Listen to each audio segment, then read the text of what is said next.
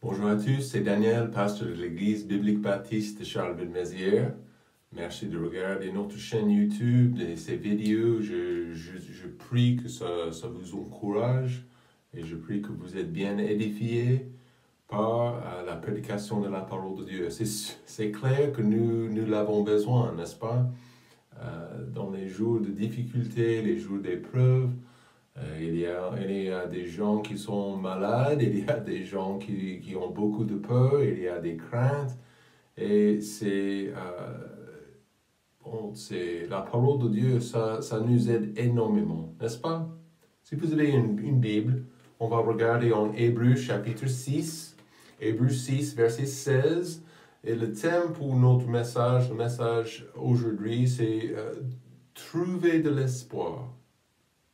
On a besoin de l'espoir aujourd'hui, n'est-ce pas? Trouver de l'espoir. C'est une bonne nouvelle que c'est tout à fait possible à le trouver. On peut le trouver en Christ. Mais voyez avec moi, Hébreux 6, verset 16, la Bible dit « Or les hommes jouent par celui qui est plus grand qu'eux.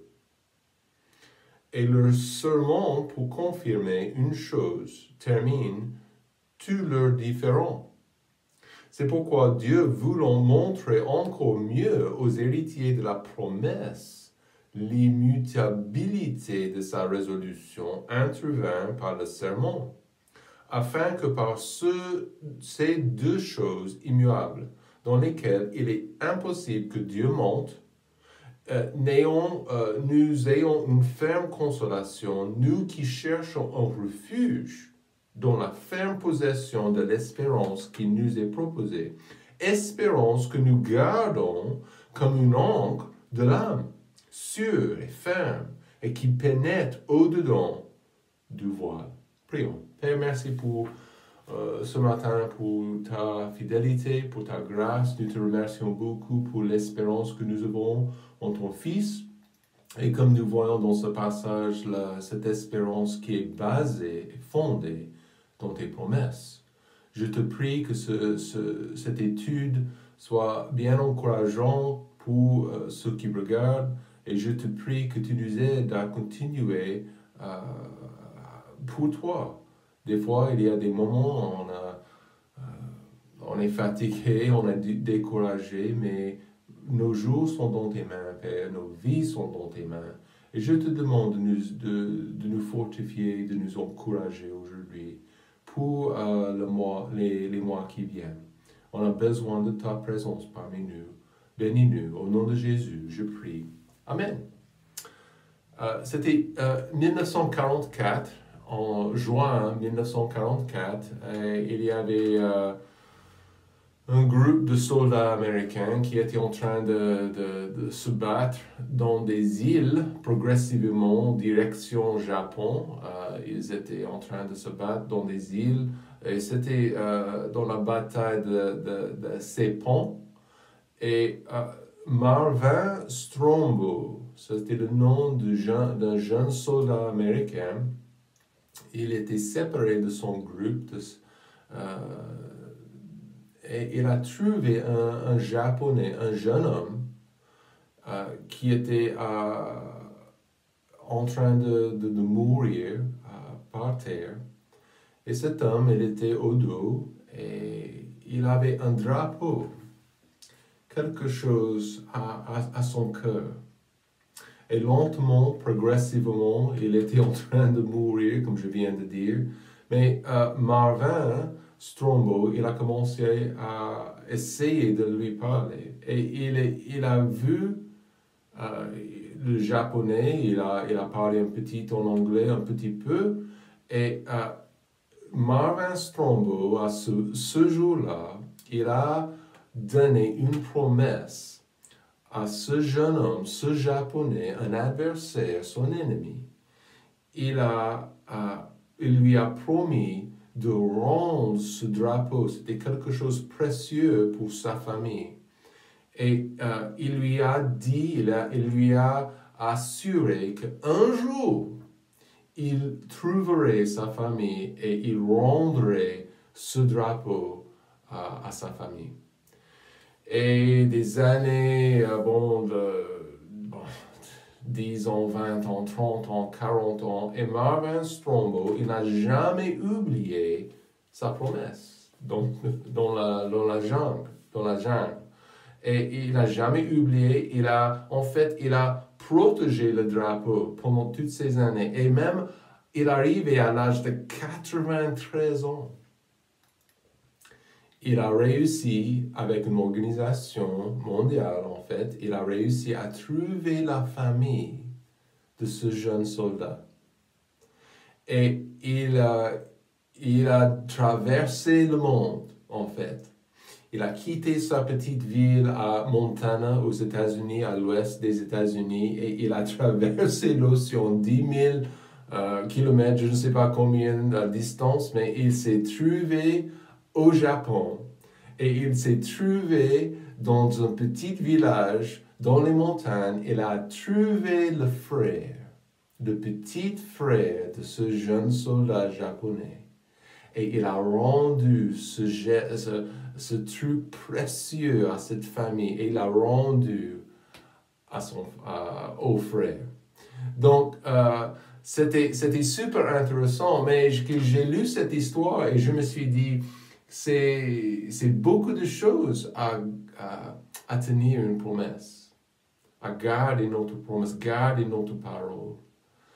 Et pendant ces jours de lutte contre le virus et lorsque nous arrivons à 2021, et c'est sûr qu'il y a beaucoup de personnes aujourd'hui qui se dépriment, qui sont sans espoir. On verra et on se demande honnêtement, avec tout ce que nous voyons à la télé, les variants, les confinements, les coups-feux, est-ce qu'on verra le but du tunnel? Ça, c'est notre question. Est-ce que ça va expérimenter la vie normale? Ce qu'on a ce qu'on a pris à la légère il y a 15 mois, n'est-ce pas? Donc, est-ce qu'on verra le but du tunnel? Donc, le français typique est résigné à son sort. Français typique, en fait, 8 sur 10, j'ai vu un sondage, anticipe un troisième confinement. Les médecins donnent des antidépresseurs aujourd'hui comme des bonbons. Okay? Donc, ça, je sais parce que j'ai parlé à quelqu'un qui a le virus récemment, et cette personne m'a confié que son médecin, oui, le médecin était prêt de lui donner beaucoup, mais ça me dit une chose, c'est où l'espoir, c'est où l'espérance. Nous avons besoin, comme des humains, de l'espoir dans notre cœur. Pourquoi? Pour s'avancer, pour aujourd'hui, pour demain, et un espoir inébranlable qui ne bouge pas dans les jours d'adversité, qui ne bouge pas pendant ces jours en ce moment d'épreuve. Un espoir sûr qui est basé dans les certitudes de Dieu. Donc notre espérance comme des enfants de Dieu, est-ce que nous pouvons vraiment faire confiance à la politique et aux politiciens, à l'État? Et la grande réponse pour moi, c'est non. Parce que ça ne me donne pas la vraie espérance et l'espoir au fond de mon cœur que j'ai besoin. Notre espérance comme des enfants de Dieu, elle est basée bien dans les promesses de Dieu. Dans les promesses de Dieu. Donc la Bible est remplie des promesses qui sont exactement ce que nous cherchons dans ces jours d'adversité aujourd'hui. 2 Pierre, chapitre 1, verset 3, comme sa divine puissance nous a donné tout ce qui regarde la vie et la piété par la connaissance de celui qui nous a appelés par sa gloire et par sa vertu, par lesquels nous ont été données les très grandes et précieuses promesses. La Bible est remplie, page après page, après page, après page. Prenez un stylo et notez pour vous-même les promesses pour le peuple et pour la famille de Dieu. Ces promesses sont énormes parce que ces promesses nous donnent la stabilité et la confiance et cet espoir que nous avons besoin pour nous avancer. L'intégrité Et la fidélité de Dieu sont en fait le thème réel de ce passage. Vous lisez le reste pour vous-même. Ça parle en chapitre 6 d'Abraham, un exemple de confiance dans les promesses irrévocables de Dieu. Dieu nous donne ses promesses pour une raison. Et on va examiner ça. Mais il fallait que un jour, Abraham décide si ce Dieu qui lui a appelé, ok, donc il ne l'a pas vu avec ses yeux, il a entendu sa voix, mais il fallait qu'il décide si ce Dieu serait capable d'accomplir ce qu'il avait promis par rapport d'un fils. Évidemment, il était âgé, sa dame était âgée, sa femme était âgée, et pour avoir un garçon, pour avoir une grande famille, pour avoir une grande nation, une grande postérité, ça serait un peu compliqué. Est-ce que ce Dieu, est-ce qu'il était capable? On sait bien, on connaît bien la totalité de cette histoire, et nous disons bien sûr, il est capable. Donc, il semblait impossible quand même. Mais il fallait accepter la promesse de Dieu. Et il semblait impossible, mais aujourd'hui, mais le Créateur est celui qui accomplit l'impossible. Voilà pourquoi, à la fin de la journée, on peut lui faire confiance. Je peux confier ma vie, ma santé, je peux confier mon âme entièrement à lui. Pourquoi? Parce qu'il est digne. Il est capable. Il est fidèle. Il nous donne des promesses et il exige ma foi. Il demande ma foi. Pouvons-nous croire sa parole? Pouvons-nous accepter ce qu'il nous dit dans sa parole, des promesses? Peut-il tenir toutes ces promesses? Oui. Oui, la réponse est bien sûr. 2 Corinthiens chapitre 1, verset 20.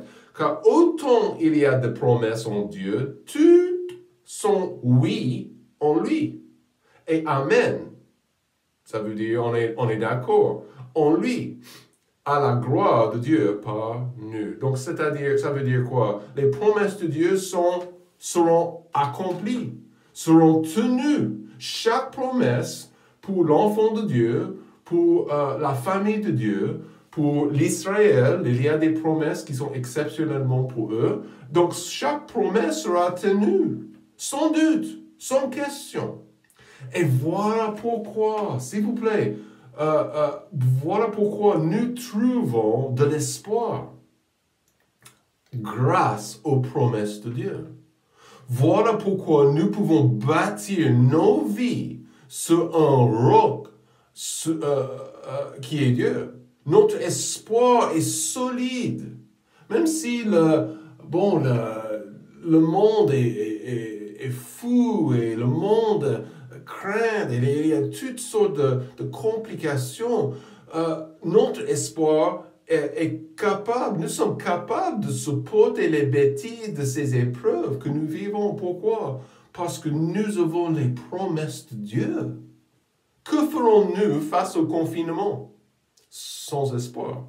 Que ferons-nous face aux variants, face aux guerres, face aux persécutions, sans les promesses de Dieu? Ça serait impossible. Nous serions dans la misère. Mais on restera rempli de l'espoir dans les promesses divines de Dieu. Ferme, solide, inébranlable. Donc, trouvez de l'espoir dans les promesses de Dieu. Et pendant quelques semaines, on va examiner quelques passages, quelques promesses pour nous, pour vous-même, si vous êtes sauvés. Et je prie que vous trouveriez cet espoir nécessaire pour vous avancer. Donc, trouvez de l'espoir dans les promesses de Dieu. Première chose, pourquoi? Parce que ça calme, les promesses de Dieu calment nos craintes. Verset 16, la Bible dit, Hébreux 6, 16, « Or les hommes jouent ». Donc, ils donnent une parole, un serment, une promesse par celui qui est plus grand qu'eux. Et le serment, pour confirmer une chose, termine tous leurs différends. Peut-être vous avez entendu les mots « je te jure ». OK? Les gens essaient de me calmer, je te jure, je te promets. Vous avez entendu ça? Je vous promets. Hein? Je le ferai, je serai là. Peut-être vous avez, quelqu'un a fixé un rendez-vous et il n'est jamais venu. Donc, ou elle n'est jamais venue. Donc, les déceptions des promesses non tenues. Combien de politiciens ils donnent des promesses par rapport à une chose et le premier jour qu'ils sont élus, toutes les promesses sont complètement oubliées. OK? On a cette impression, n'est-ce pas? Mais l'objectif d'une promesse, c'est quoi? C'est d'apaiser. C'est de calmer. Calmer un conflit. Et ça, c'est ce que la Bible dit, dernière phrase, là, verset 16. Pour confirmer une chose. Termine tous leurs différends. Donc, il y a des accords entre les gouvernements pour assurer quelque chose. On ne va pas fabriquer des bombes, on ne va pas faire quoi que traverser une ligne, on ne va pas une frontière.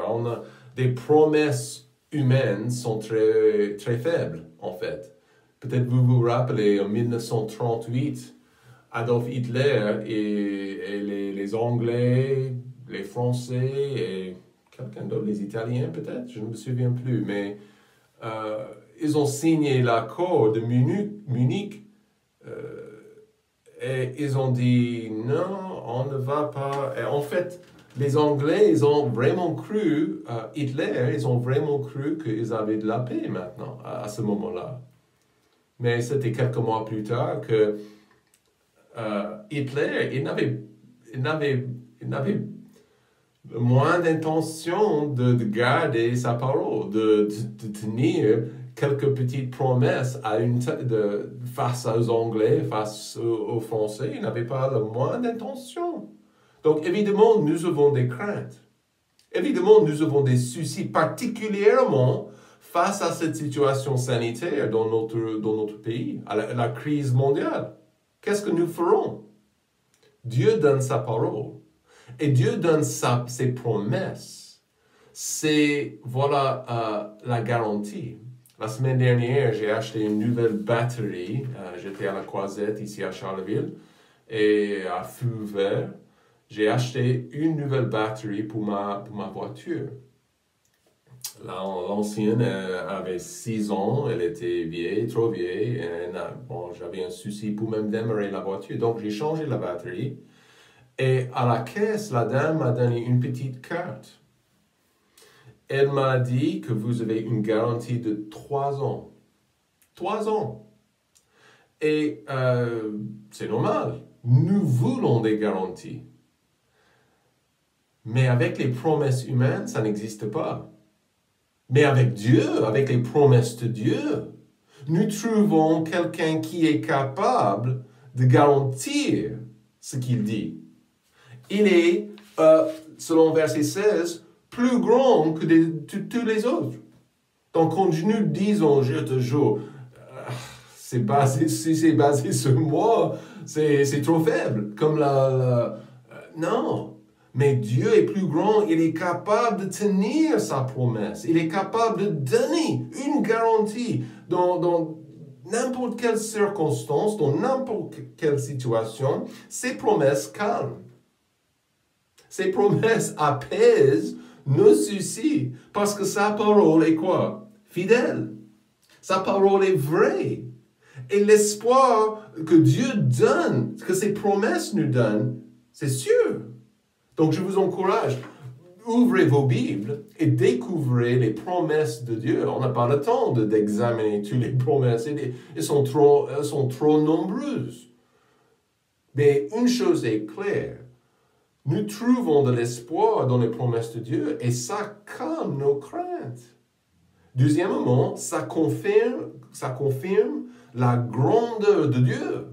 Verset 17, c'est pourquoi Dieu, voulant montrer encore mieux aux héritiers de la promesse l'immutabilité de sa résolution, intervint par le serment.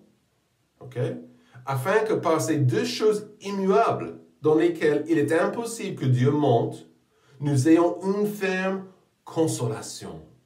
Nous qui cherchons un refuge, et honnêtement, c'est exactement ce que nous cherchons, un refuge.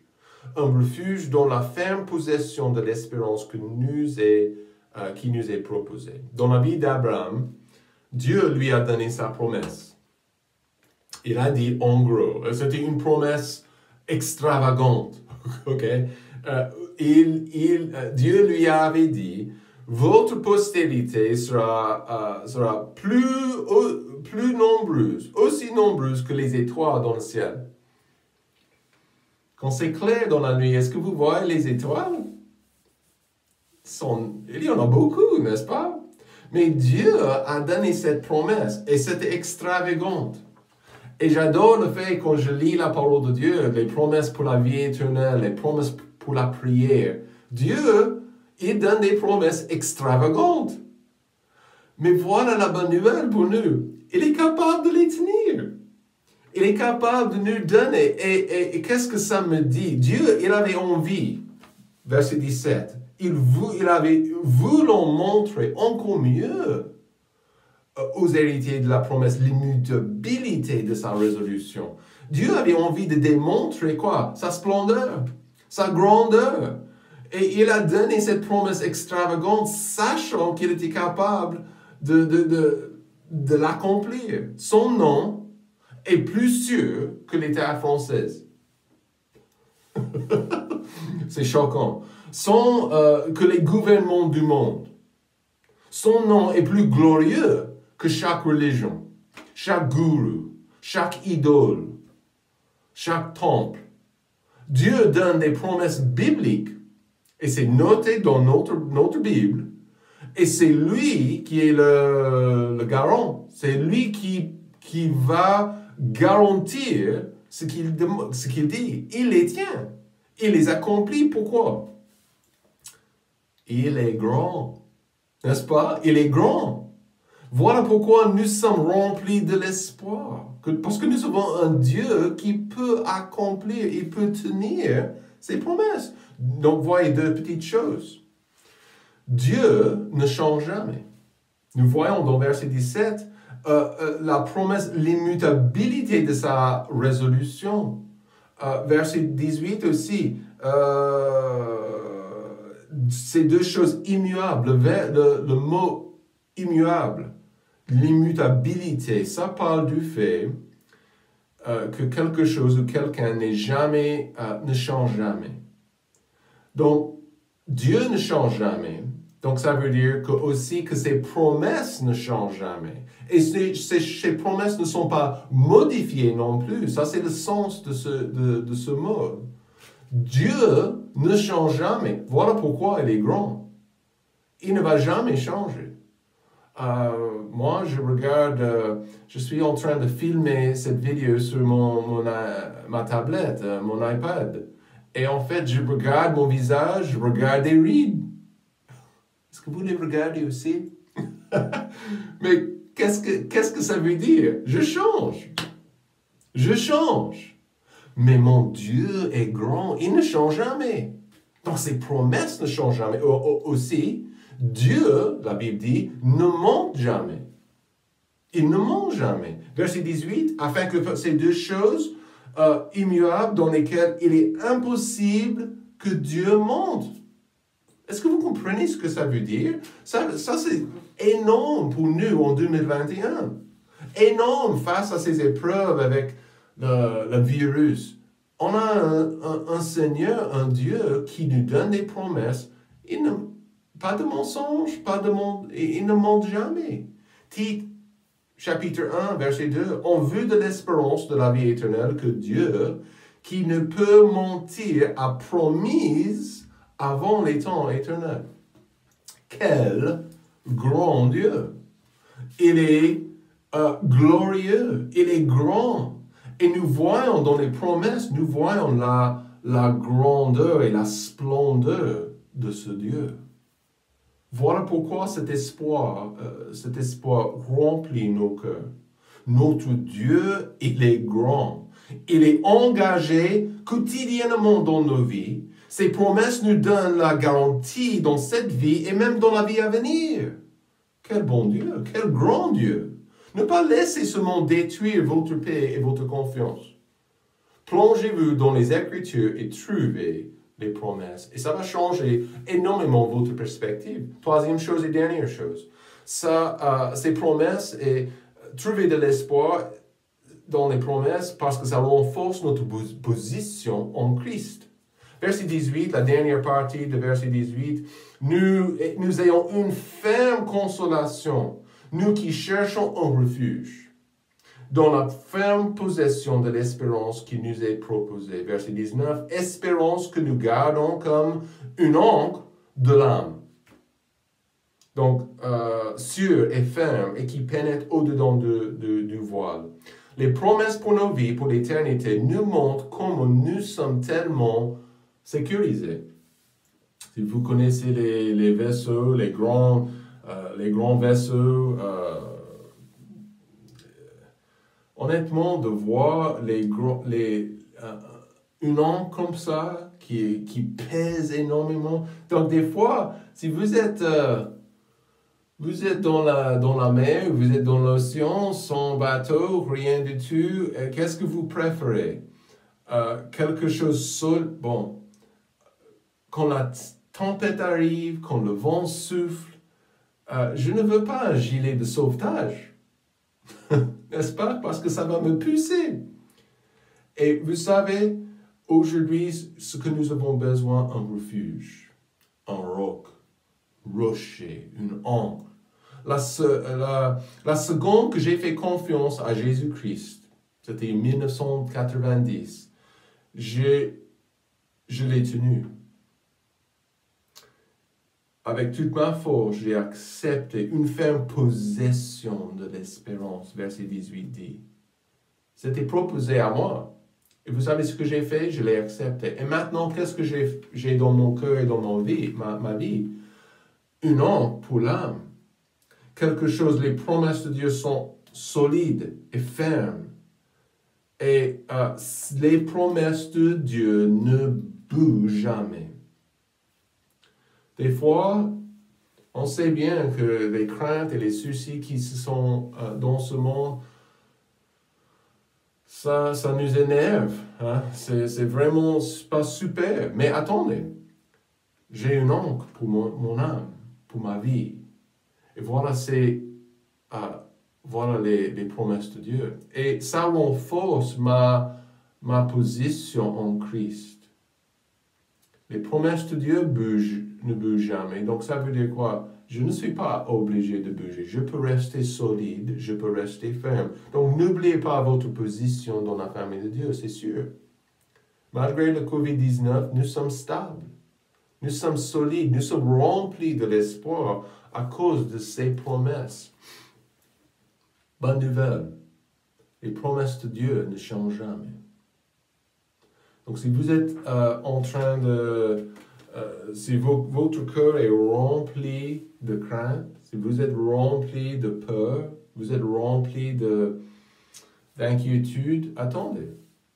Retrouvez les promesses de Dieu.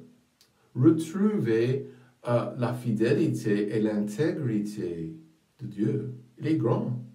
Il est capable. Des fois, nous sommes distraits.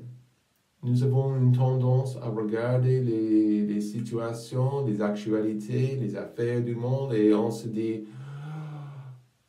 mais fixez les yeux sur les promesses de Dieu et vous serez bien ferme. Votre position, ça ne changera pas. Donc, faites-lui confiance et faites confiance à ses promesses. Ça, c'est vraiment ma prière pour vous aujourd'hui. Passez un très très bon dimanche et que Dieu vous bénisse.